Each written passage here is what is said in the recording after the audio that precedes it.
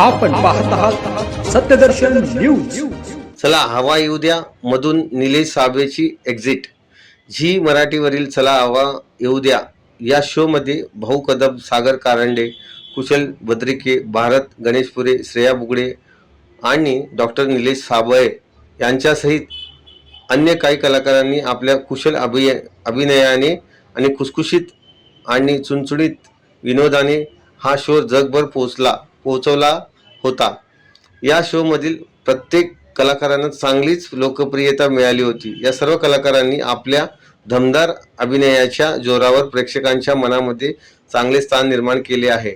परंतु हळूहळू या शो मधील कलाकारांमध्ये वादाची टेंगी पडली आणि त्यामुळेच पहिल्यांदा या शो मधून सागर कारंडे बाहेर पडला।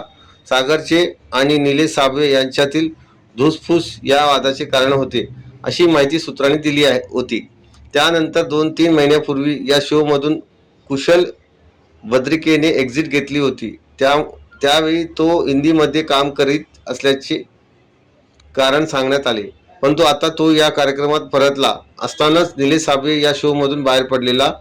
आता तो स्वतःहून बाहेर पडला की त्याला वाहिनीने बाहेरचा रस्ता दाखवला हे काही समजू शकलेले नाही।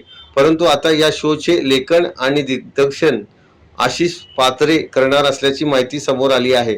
आशिष पात्रेने याबद्दल सांगितले की माझ्यावर लेखनाची आणि दिग्दर्शनाची जबाबदारी वाहिनीने दिली आहे आणि मी ती उत्तम प्रकारे पार पाडण्याचा प्रयत्न करेन। तर निलेश साबळेने सांगितले की हा शो याच महिन्यात ब्रेक घेत आहे असे मला वाहिनीने सांगितले आहे आणि हा ब्रेक मोठा आहे।